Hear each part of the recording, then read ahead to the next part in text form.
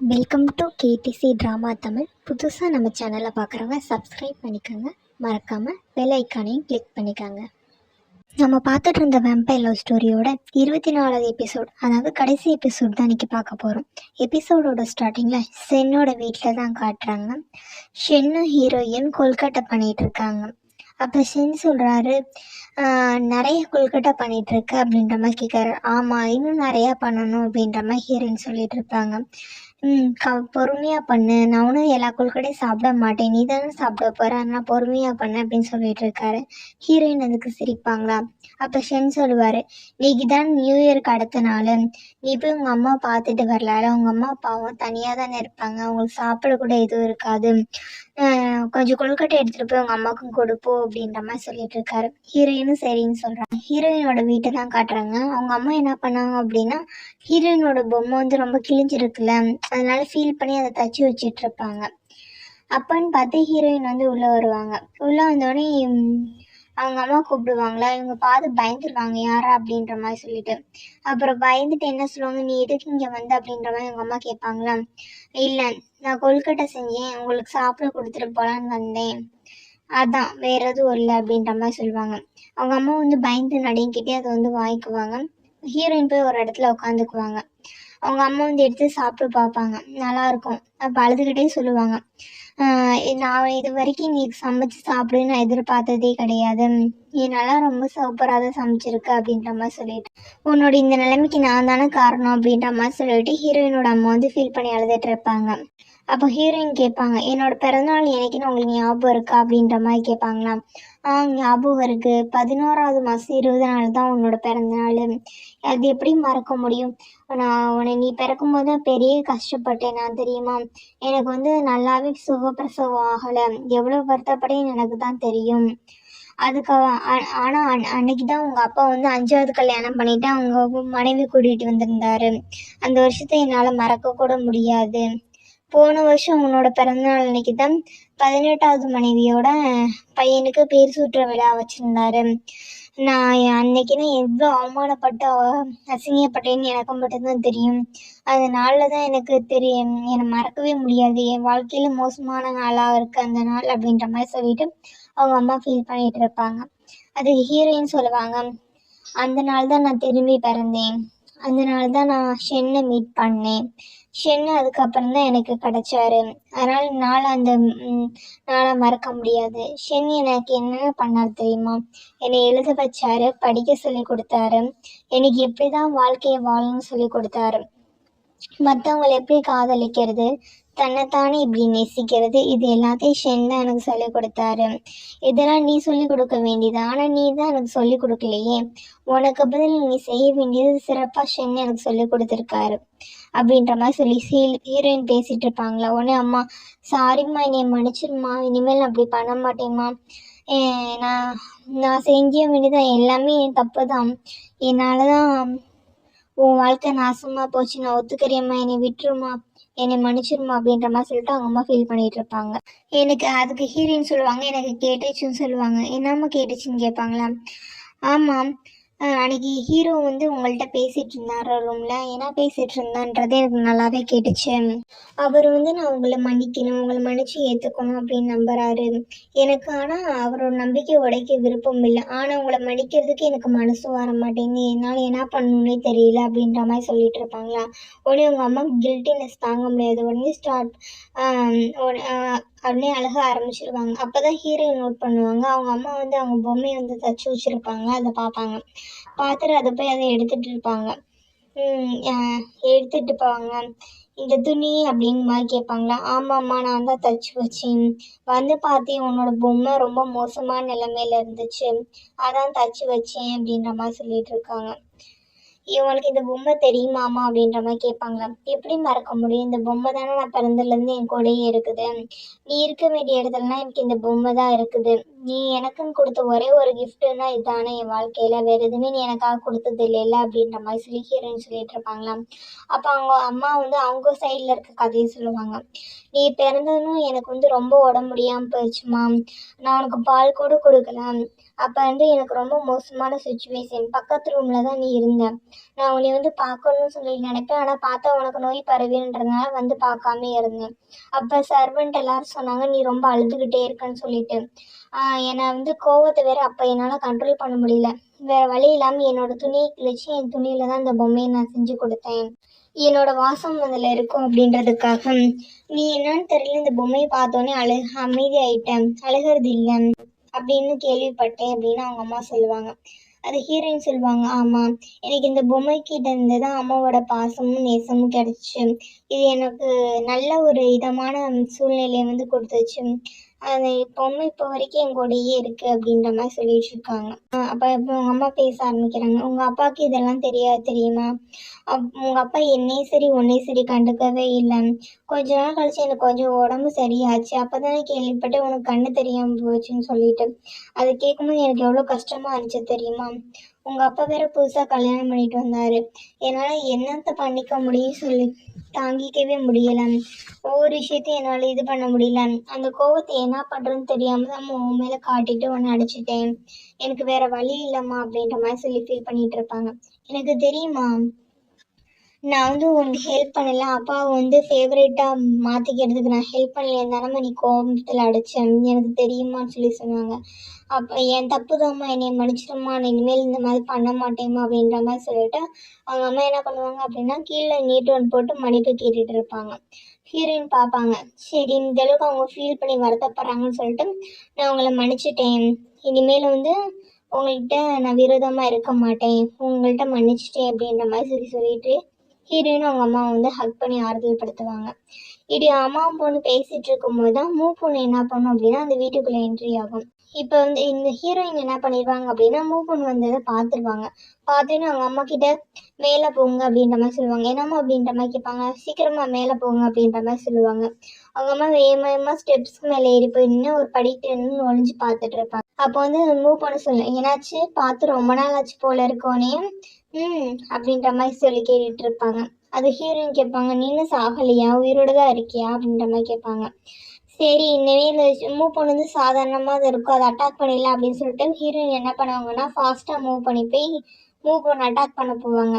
அப்பன்னு பார்த்து அந்த பொண்ணு என்ன பண்ணிடும் அப்படின்னா அவங்க கையில் தான் ரிங் இருக்கும்ல, மேஜிக் அந்த ஃபேண்டசி ஸ்டோன் இருக்க ரிங்க பவரை யூஸ் பண்ணி ஹீரோயினை கண்ட்ரோல் பண்ண ஆரம்பிச்சிடும். அப்படி இல்யூஷனை கொடுக்கும்போது ஹீரோயினுக்கு என்ன தெரியும்னா அந்த பொண்ணு வந்து ஷென் மாதிரி தெரிய ஆரம்பிச்சிடுவாங்க. ஷென் வந்து ஹக் பண்ணிக்கோ அப்படின்னு கூப்பிட்ற மாதிரி இருக்கும். உடனே ஹீரோயின் என்ன பண்ணிடுவாங்க, ஷென் சொல்லிட்டு தன்னோட சக்தியெல்லாம் விட்டுட்டு போய் ஹக் பண்ண போவாங்க. அப்போ பொண்ணு என்ன பண்ணா மயக்கம் மருந்து போட்டு மயங்கி ஹீரோயின் அங்கேருந்து தூக்கிட்டு போயிடும். அடுத்து ஷென்னோட வீட்டுக்கு தான் ஃபோன் அடிக்குது. யாருன்னு சொல்லி பார்த்தா நம்ம ஹீரோயினோட அம்மா தான்.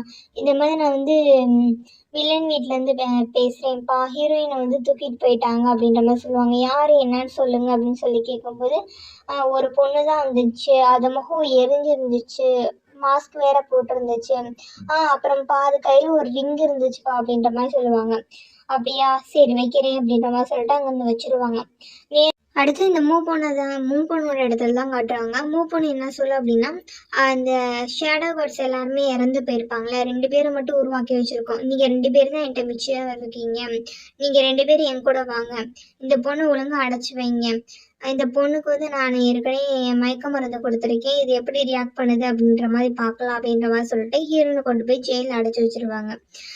அப்போ வந்து ஹீரோயின் வந்து என்னை விடு அப்படின்ற மாதிரி சொல்லி கத்திட்டு இருப்பாங்களா. அப்போ அந்த பொண்ணு சொல்லும், இந்த ட்ரக் வந்து ரொம்ப மோசமான ட்ரக், இது வந்து ஹீரோவாலவே தாங்கிக்க முடியல, உன்னால இப்படி தாங்கிக்க முடியும், நீ எந்த மெத்தடை யூஸ் பண்ணாலும் பிரயோஜனம் இல்லை, நீ என்கிட்ட உண்மையை சொல்லு, உனக்கு இப்படி பவர் எப்படி வந்துச்சு, உன் கண் எப்படி தெரிஞ்சிச்சு, ஷென் அதுக்கு என்ன யூஸ் பண்ணான்னு சொல்லு அப்படின்ற மாதிரி சொல்லுவாங்களா.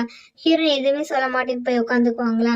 உட்காந்தாலும் நீ என்ன பண்ணாலும் எனக்கு தெரியும், தெரியாமல் இருக்குன்னு நினைக்கிறேன், பிளட் ஆம்பர் ஸ்டோன் மூலமாக தான் உனக்கு கண்ணு தெரிஞ்சிச்சு எனக்கு தெரியும், நீ சின்ன பொண்ணு பாவம் ரொம்ப கஷ்டப்படுத்தக்கூடாதுன்னு தான் சொல்லி பார்த்துருக்கேன், உண்மையை சொல்லு, பிளட் ஆம்பர் ஸ்டோன் எங்கே இருக்குன்னு சொல்லு, நான் உன்னையே விட்டுறேன், ஷென்னையும் விட்டுறேன், இல்லை ஒன்னா உன்னை சும்மா விட மாட்டேன் அப்படின்ற மாதிரி மிரட்டிட்டு இருப்பாங்க.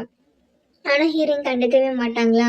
உடனே மூவ் பண்ண சொல்லுவாங்க. எனக்கு வந்து உன்னை கொடுமைப்படுத்துறத தவிர வேற வழி கிடையாது அப்படின்ற மாதிரி சொல்லிட்டு அந்த லீயை இங்கே கூட்டிட்டு வாங்க அப்படின்ற மாதிரி சொல்லிட்டு இருப்பாங்க. ஹீரோயின் வந்து ஷாக்கா பார்ப்பாங்க. ஏன்னா லீ வந்து உயிரோட இருக்காரா, இறந்துட்டாருன்னு தான் நினைச்சோம் அப்படின்ற மாதிரி ஷாக்கா பார்த்துட்டு இருப்பாங்க. அப்போ அவங்க மூவ் பண்ணோட அடியாட்கள் கொண்டு வந்து லீயை வந்து அங்கே போடுவார். லீ வந்து முழுசா என்னோட கண்ட்ரோலில் இருக்கான். என்னோட ஃபேண்டசி ஸ்டோன் மூலமாக லீயை வந்து மயக்க வச்சிருக்கேன். பார்க்குறேன் நீ எப்படி லீ கிட்ட இருந்து தப்பிக்கிற அப்படின்ற மாதிரி சொல்லிட்டு அந்த மூவ் பண்ண வந்து வீட்டிடும். அடுத்து ஹீரோவை தான் காட்டுவாங்க. ஹீரோ என்ன பண்ணுவாங்க அப்படின்னா, ஹீரோயினை காணால உடனே என்ன பண்ணுவார், மூவ் பண்ணோட பழைய ரிசர்ச் ஏரியா இருக்கும்னு அங்கே போய் தேடி பார்ப்பாரு. ஹீரோயின் எங்கேயாவது இருக்காளா அப்படின்னு சொல்லிட்டு. அவள் பார்க்கும்போது அவருக்கு ஒரு டைரி கிடைக்கும். அந்த டைரியை வந்து வெயிச்சு அப்படின்னு சொல்லிட்டு ஹீரோவோட ஸ்டெப் மதர் இருக்காங்களே அவங்க பேரை வந்து எழுதியிருக்கும். அதை எழுதியிருக்கும். அப்புறம் பிளட் ஆம்பர் ஸ்டோனை பற்றி டீட்டெயிலாக எழுதியிருக்கும். இதை பார்த்துட்டு ஹீரோ என்ன பண்ணுவார், நேராக கிளம்பிடுவார். கிளம்பி எங்கே போவார்னா சித்துவோட வீட்டுக்கு தான் போயிடுவார். சித்துவோட வீட்டுக்கு போயிட்டு சித்து என்னடா பண்ணுற அப்படின்ற மாதிரி கேட்பானா. உடனே வந்து ஹீரோ வந்திருக்கான்னு ஹக் பண்ண போவானா.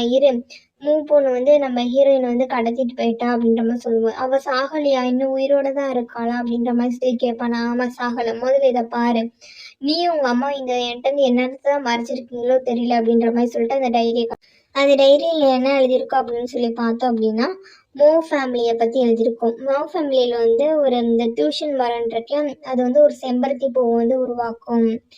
அது வந்து என்ன பண்ணும் அப்படின்னா இல்யூஷன் கொடுக்கறதுக்கு யூஸ் ஆகும். அந்த யங் ஸ்டோன் இருக்குல்ல, அந்த இது வந்து இல்யூஷன் கொடுக்கறதுக்கு யூஸ் ஆகும். இந்த ஃபேண்டசி ஸ்டோனு யூஸ் ஆகும் அப்படின்ற டீட்டெயிலாம் எழுதியிருக்கும். அடுத்து வந்து வெய்ஷூ பற்றி எழுதியிருக்கும். வெய்ஷூ வந்து என்ன பண்ணுவாங்க அப்படின்னா அபரிவிதமான பலன், எல்லாரையும் வந்து கொல்லக்கூடிய சக்தி இருக்கும். ரொம்ப ஃபாஸ்ட்டாக இருப்பாங்க, ரொம்ப நாள் உயிரோடு இருப்பாங்க. அன்னைக்கு வந்து நம்ம சண்டை போடும்போது என்ன ஆகிட்டாங்க அப்படின்னா அவங்க தப்பிச்சு போயிட்டாங்க அப்படின்ற மாதிரி சித்துவோட அம்மாவை பற்றி எழுதியிருப்பாங்க.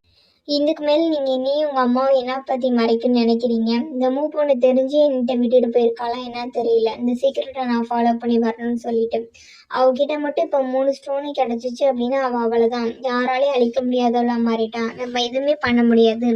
முதல்ல அவள்கிட்ட வந்து ஹீரோயினை காப்பாற்றணும், இங்கேருந்து போகலாம் அப்படின்ற மாதிரி சொல்லிட்டு போவாங்க.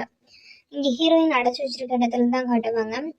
அப்போ தான் அந்த செல்லேருந்து எந்திரிப்பான். எந்திரிச்சு உடனே ஹீரோயினை பார்ப்பான். ஹீரோயினை பார்க்கும்போது இப்போ எப்படி இருக்காவே கண்ட்ரோலில் தானே இருப்பான், அந்த மந்திர சக்தியோட கண்ட்ரோலில் ஃபேண்டசி ஸ்டோனு.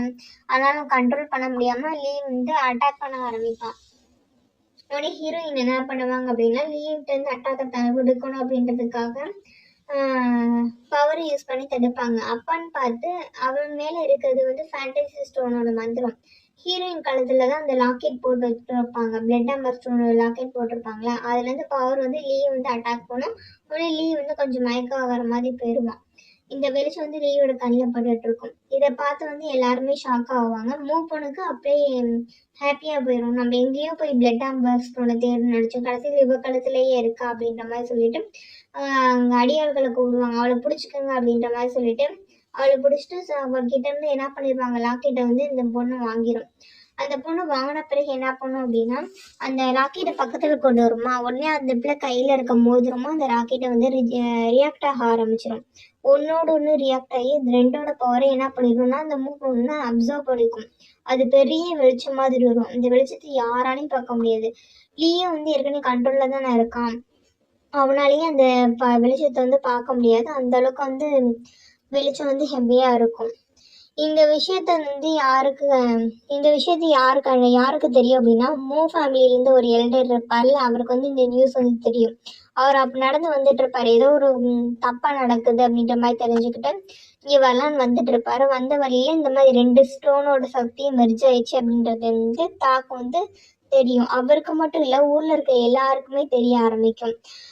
காகம் எல்லாம் என்ன பண்ணுவோம்னா அங்கங்கே பறந்துட்டு இருக்கும். ஊரே ரொம்ப டிஃப்ரெண்ட்டாக மாறிட்டு இருக்கும். உடனே இந்த மூவோட எல்டர் என்ன பண்ணிடுவாருன்னா காகம் மாறி அங்கேருந்து பறந்து போயிடுவார். இப்போ மூவ் பொண்ணு தான் காட்டுவாங்க. அந்த பொண்ணு வந்து பழையபடி முகத்துலன்னு எந்த வித காயும் இல்லாமல் நார்மலாக ஸ்ட்ராங்கான பொண்ணாக மாறிடும். அப்போ சொல்லும் அவங்க ஆட்கள்கிட்ட, இனிமேல் நம்ம இங்கே இருக்க தேவையில்லை, நம்ம கப்பலுக்கு இங்கே கூட்டிகிட்டு போயிடலாம், கூட்டிகிட்டு போயிட்டு அவளை தனியாக அடைச்சி வைங்க. அவள் இருக்க வரைக்கும் தான் ஷென்னு வந்து நம்ம பேச்சு கேட்பான்.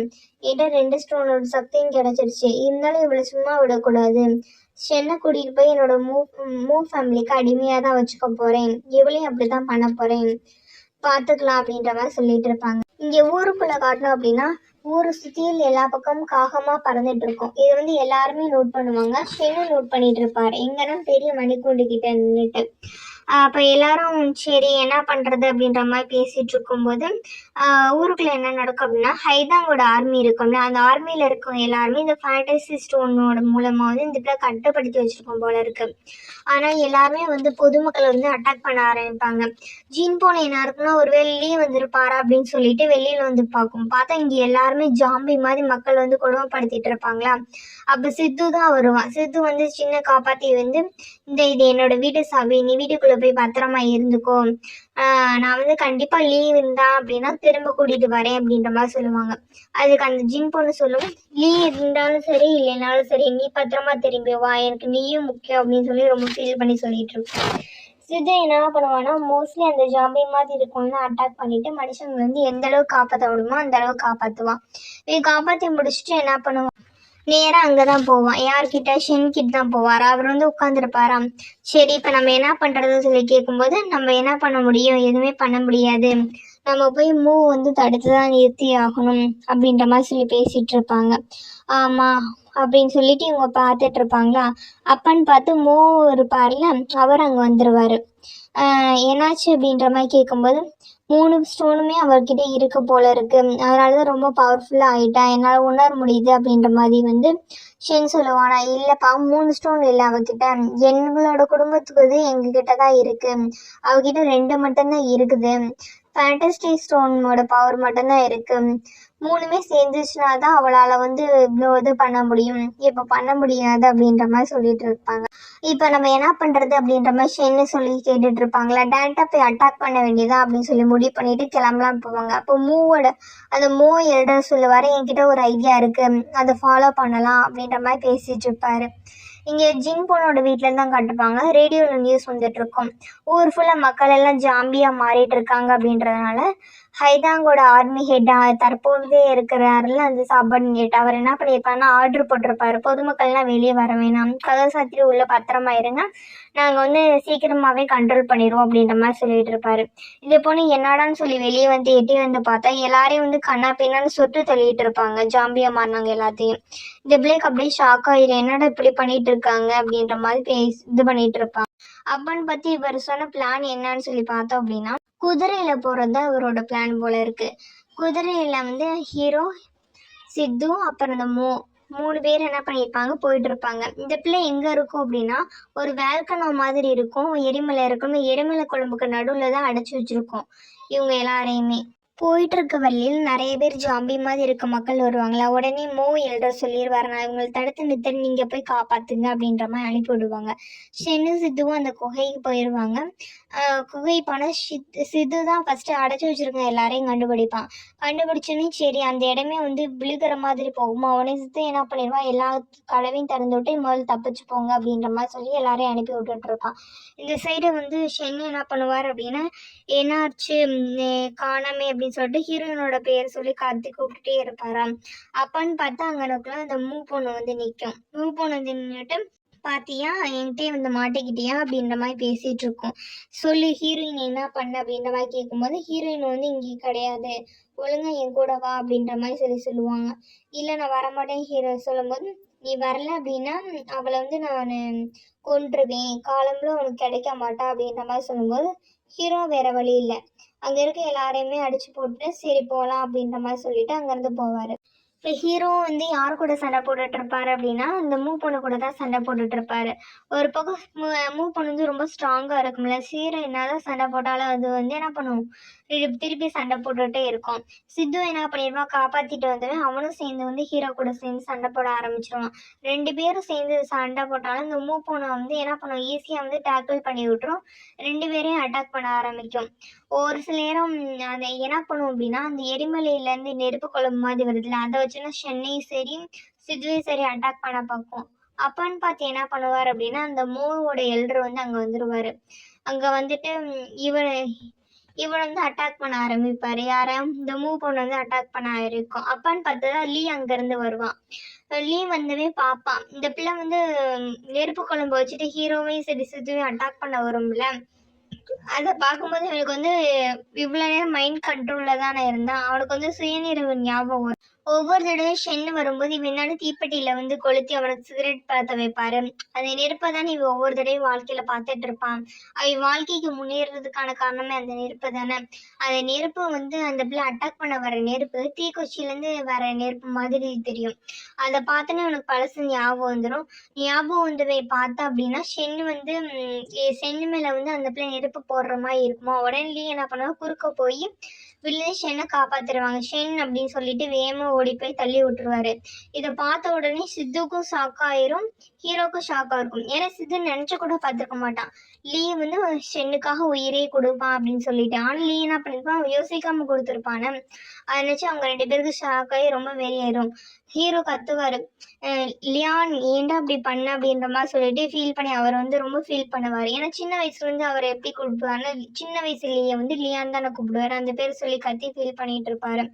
இப்போ 2 பேருக்குமே வந்து ரொம்ப வெறி ஆயிரும். இந்த மாதிரி மூவ் பண்ண வந்து இப்படி இறக்கமே இல்லாமல் கொட்டுருச்சுன்னு சொல்லிட்டு ரொம்ப ஃபுல் ஃபோர்ஸை யூஸ் பண்ணி வந்து போய் அந்த பிள்ளையை அட்டாக் பண்ணுவாங்க. இருந்தாலும் என்னன்னா அந்த மூவ் பண்ண வந்து கண்ட்ரோல் பண்ண முடியாது. இதை பார்த்துட்டு இருந்த மோ என்ன பண்ணுவார்னா இது சரிப்பட்டு வராது அப்படின்னு சொல்லிட்டு அவரோட மந்திர சக்தி யூஸ் பண்ணலாம்னு சொல்லுவார். அப்போ அந்த பொண்ணு வந்து அவரே அட்டாக் பண்ணுமா, அட்டாக் பண்ணிட்டு அதையும் நான் எடுத்துக்க போகிறேன் அப்படின்ற மாதிரி சொல்லிட்டு இருக்கோம். உடனே சொல்லுவார், உன்னால் எதுக்கு தெரியுமா இன்ன வரைக்கும் உங்ககிட்ட இருந்தும் இதோட சக்தியை வந்து அடைய முடியல, உனக்கு நான் சொல்லித்தரேன் இதோட சக்தி எப்படி யூஸ் பண்ணுறது அப்படின்னு சொல்லிட்டு சித்துவை சொல்லுவான், நீ அந்த பிள்ளையை பிளாக் பண்ணிக்க கொஞ்சம் நேரத்துக்கு அப்படின்னு சொல்லுவான். சரினோடனே சித்து போய் சண்டை போட்டு பிளாக் பண்ணிட்டு இருப்பானா. அப்போ வந்து இவர் ஏதோ ஒரு மந்திரம் சொல்ல ஆரம்பிப்பாரு. அப்போ அந்த மரத்துலேருந்து பறவை இருக்கும்ல, அந்த பறவை வந்து ஒரு ஒளி மாதிரி வரும். நேராக அந்த பறவை வந்து என்ன பண்ணுவார் அப்படின்னா ஷென்னோட உடம்புக்குள்ள அனுப்பிடுவார். அந்த பிள்ளை வந்து அந்த சக்தி அடையணும்னு ட்ரை பண்ணிகிட்டே இருக்கும், இருந்தாலும் முடியாது. அது வந்துடும். இருந்தாலும் கடைசியில் என்ன பண்ணிடுவான்னா அந்த பொண்ணு வந்து மூ எழுற வந்து அட்டாக் பண்ணி விட்ரும். இப்போ வந்து ஷென்னுக்கு வந்து பவர் வந்து உள்ளே போயிட்டே இருக்கும். அந்த பவர் ஃபுல்லாக உள்ளே போன பிறகு ஷென் என்ன பண்ணிடுவார்னா முழு பறவையாகவே மாறிடுவார். அந்த பறவையோட சக்தி வந்து ஷென்னுக்கு ரெக்கை எல்லாமே கொடுத்துரும். ஒரு ஒளி நிறைஞ்ச பறவையாக வந்து மாறி நிற்பார் ஷென்னு. அதை இங்கே வந்து இந்த பொண்ணை என்ன பண்ணுன்னா திருப்பி வந்து சித்துவையும் சரி மூவை அட்டாக் பண்ண வருமா. ஷென் போய் தடுத்துருவார். அந்த மூ பொண்ணோட சேர்ந்து சண்டை போட ஸ்டார்ட் பண்ணிடுவார். ரொம்ப சண்டை போட்டுட்டு இருப்பாரு. ஒரு கட்டத்துக்கு மேலே அந்த பொண்ணு என்ன பண்ணிடுவாரு, கீழே எரிமலையோட நெருப்பு குழம்புல தள்ளி விட்டுருவாரு. அந்த பொண்ணு ரொம்ப வீக் ஆயிடும். இந்த பவரோட அந்த பொண்ணை தாங்க முடியாதுல, அதனால வீக் ஆகி அந்த எரிமலையில் நெருப்புலேயே எரிஞ்சு சாம்பல் ஆயிரும். அந்த பிள்ளை ஆனால் சாகிறதுக்கு முன்னாக்க சொல்லியிருக்கோம், நீ என்ன ஜெயிச்சுட்டேன்னு நினச்சியா, நீ என்கிட்ட தோத்து தான் போயிட்டேன், ஹீரோயின் எங்கே இருக்கானே உனக்கு தெரியாது, நான் அவளை வந்து உயிரோட விட மாட்டேன், 2வது நான் ஜெயிச்சிட்டேன்னு தெரியுமா, எங்கள் ஃபேமிலி யாரும் 30 வயசுக்கு மேலே உயிரோட வாழ மாட்டாங்க, நான் எல்லா சக்தியும் மெர்ஜ் பண்ணி 30 வயசுக்கு மேலே வாழ்ந்துட்டேன், நான் தோற்று போகல ஜெயிச்சிட்டேன், நீ தான் தோற்று போயிட்ட அப்படின்ற மாதிரி சொல்லிட்டு தான் சாகும். இதெல்லாம் சண்டை போட்டுட்டு இருக்கும்போது சொல்லிட்டு அப்போ செத்துருக்கும்ல. இவர் வந்து ஃபீல் பண்ணிட்டு இருப்பாரு, ஹீரோயின் எங்கே தேடுறது அப்படின்னு தெரியலேன்னு சொல்லிட்டு. உடனே வந்து நீங்க போய் எல்லாத்தையும் பார்த்துக்கோங்க, நான் போய் ஹீரோயினை கண்டுபிடிக்கிறேன்னு சொல்லிட்டு அவர் இங்கேருந்து கிளம்பிடுவார். சித்து என்ன பண்ணுவான் அப்படின்னா நேராக வந்து வீட்டுக்கு போவான். வீட்டுக்கு போனால் அந்த இடத்தையும் பார்த்தா ரொம்ப இதாக இருக்கும். ஜீன் பொண்ணு வந்து வீட்டிலேருந்து வெளியே வந்துட்டு பார்க்கும். அந்த ஊரே வந்து எல்லா பிணங்களாக கிடக்குமா, மக்களை சுட்டுத்தரலாம். அந்த பிள்ளைக்கு ஃபீல் பண்ணி அழுக ஆரம்பிச்சிடும். நமக்குன்னு இப்போ யாருமே இல்லையே அப்படின்ற மாதிரி சொல்லிட்டு ரொம்ப ஃபீல் பண்ணி அழுதுட்டு இருக்கும். அப்போன்னு பார்த்தா சித்து வந்து ரொம்ப காயப்பட்டு வந்துட்டு இருக்கதை பார்க்குமா. அப்போதான் அந்த பொண்ணுக்கு வந்து கொஞ்சம் ரிலீஃபாக இருக்கும். இருந்தாலும் சித்து கூட லீவ் வரல அப்படின்றது அந்த பிள்ளைக்கு வருத்தமாக தான் இருக்கும்.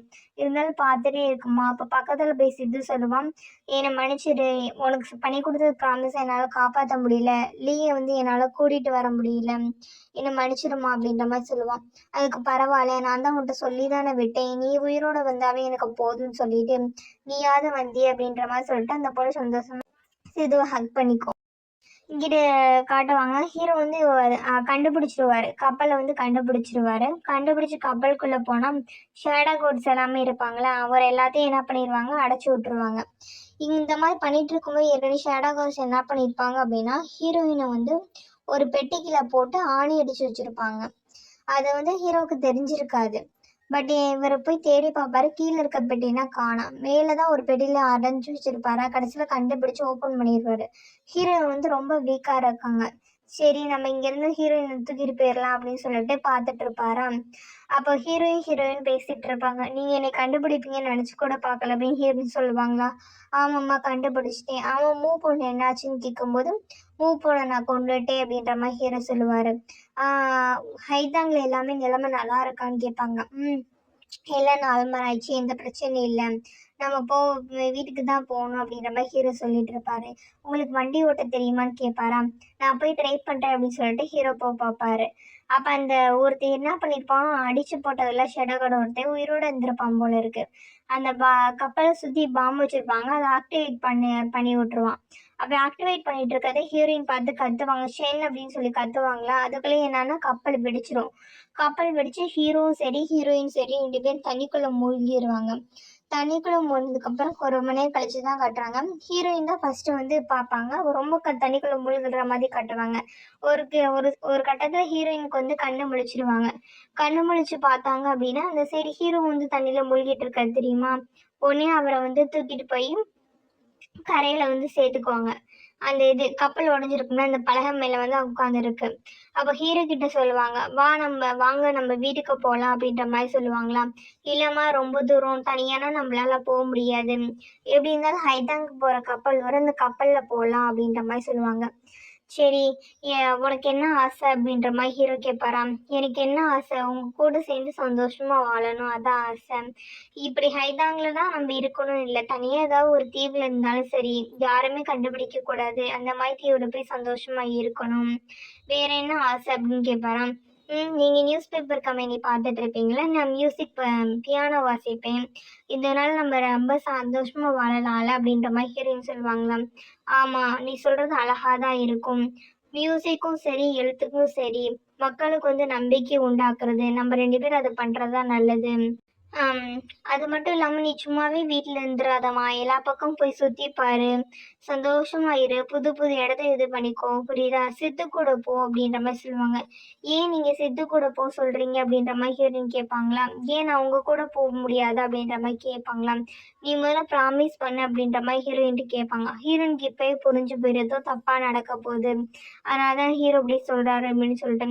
நீங்கள் ஏன் இப்படி சொல்கிறீங்க, அதனால் நான் போக மாட்டேன், நீங்கள் எனக்கு வேணும் அப்படின்ற மாதிரி சொல்லுவாங்க. இல்லை இல்லை நீ சொல்ல புரிஞ்சுக்கோ, சூரியன் வந்து உதிக்க போகுது, உனக்கு ஒரு விஷயம் தெரியுமா, சூரியன் உதிக்கும் போது எந்த ஒரு கப்பல் வந்து சூரியன் உதயத்தை பார்க்குறாங்களா அவங்க எப்பயுமே சேர்ந்துருப்பாங்கன்னு சொல்லுவாங்க. நம்ம இன்னைக்கு பார்க்க தான் போகிறோம் அப்படின்ற மாதிரி சொல்லி செஞ்சு சமாதானப்படுத்துவார்.